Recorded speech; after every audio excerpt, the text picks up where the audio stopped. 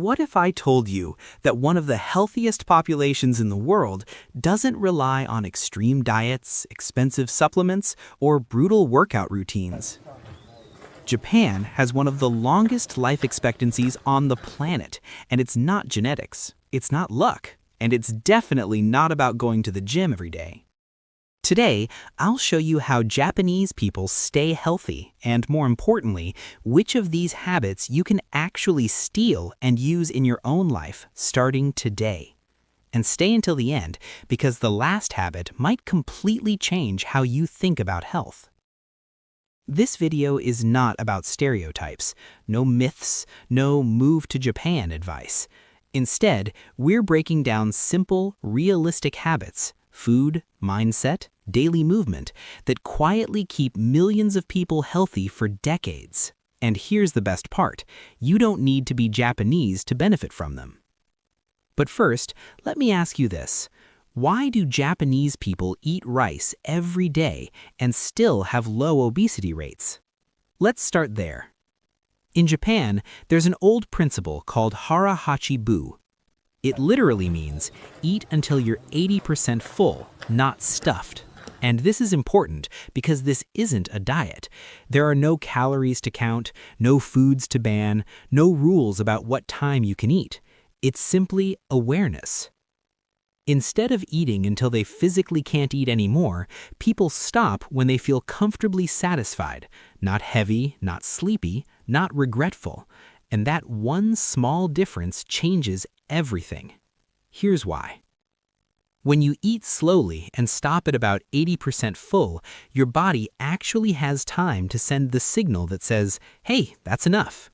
Most people never hear that signal because they're eating too fast, distracted, or just trying to finish what's on the plate. And the result? You overeat even when you don't need to.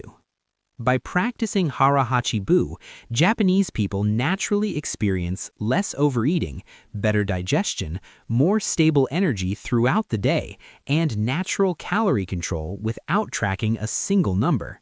No apps, no stress, no guilt. Now think about this for a second. How often do you stop eating because you're truly full versus stopping because the plate is empty? In many cultures, we're taught to clean our plate. We eat because it's time to eat, or because the food tastes good, not because our body actually needs more. Hara hachi bu flips that idea completely. It teaches you to listen first and eat second. And once you start noticing that feeling of, I've had enough, you realize something powerful. You don't need more food, you need more awareness. And that single habit alone explains a huge part of why obesity rates in Japan remain so low even though rice is eaten every single day. But food is only part of the story, because what they eat is just as important. Japanese meals usually don't come on one huge plate. Instead, they're made up of many small dishes, each one simple, intentional, and balanced. A typical meal might include a small bowl of rice, a piece of fish, some vegetables, a light soup, and often fermented foods like miso or pickles. Nothing extreme, nothing oversized. And that's the key. In Japan, it's not about more food, it's about more variety. Each dish plays a role. Carbohydrates for energy, protein for strength, vegetables for vitamins and fiber, fermented foods for gut health. When you eat this way, your body gets what it needs without being overwhelmed. And something interesting happens. Because you're tasting different flavors and textures, your brain feels satisfied faster. Sweet, salty, savory, umami.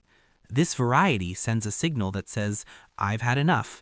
That's why this style of eating naturally leads to better nutritional balance, healthier digestion, and far less binge eating. You don't feel deprived and you don't feel out of control. And here's the fascinating part. Studies show that people actually feel more satisfied when they eat a wider range of flavors, even when the portions are smaller. Compare that to eating one massive meal that tastes the same from the first bite to the last. By the end, you're full, but not truly satisfied. Japanese meals flip that experience. They nourish the body and satisfy the mind, and without realizing it, you end up eating less while enjoying food more. But here's the real surprise. Japanese people don't work out the way Americans do. In Japan, movement is built directly into everyday life. It's not something people plan, it's something that naturally happens. People walk to train stations and back home every day. Those steps add up quietly, without effort or motivation. They stand more during the day instead of sitting for hours. Even small changes like standing increase energy use over time. Stairs are part of daily routines, not something to avoid. Elevators exist, but walking is often the first choice. Biking is casual and practical, not a workout. It's transportation, not a fitness challenge. There's no pressure to burn calories, and there's no obsession with hitting workout goals. This kind of movement is called non-exercise activity, and it burns far more calories than most people realize. Compare that to sitting all day in a chair, then trying to fix it with one intense hour at the gym. One approach spreads movement across the entire day. The other tries to compensate for stillness. In Japan, movement isn't something you schedule, it's something you live. But physical health is only half the equation. The next habit explains why stress affects them differently. In Japan, there's a powerful concept called Ikigai. It means your reason to wake up in the morning.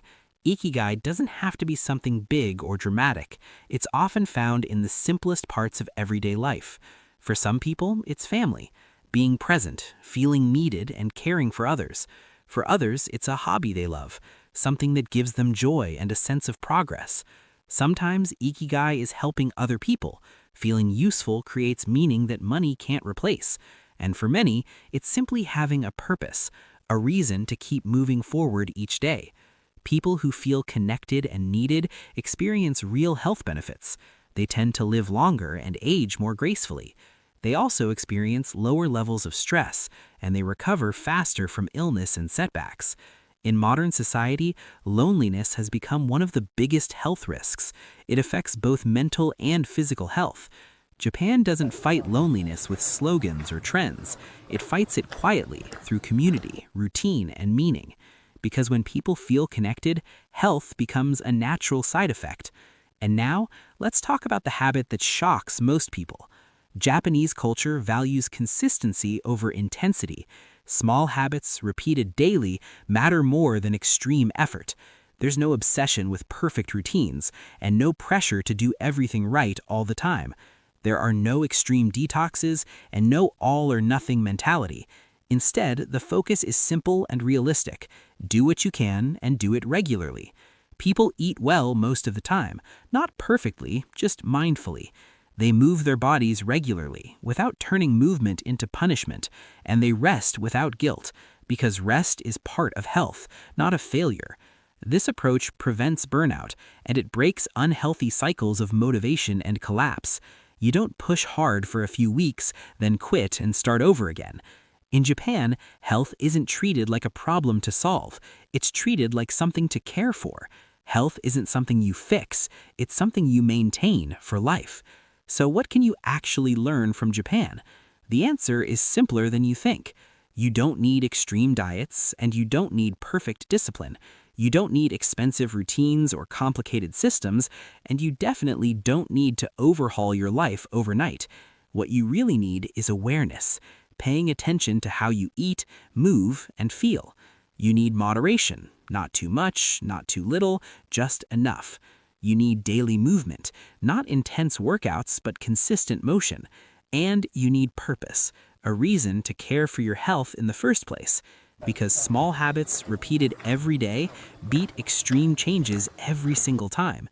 If this video made you rethink health even a little, go ahead and like the video. It really helps the channel. Subscribe if you want more real-world habits from different cultures around the world. And let me know in the comments, which Japanese habit would you try first? Thanks for watching. I'll see you in the next one.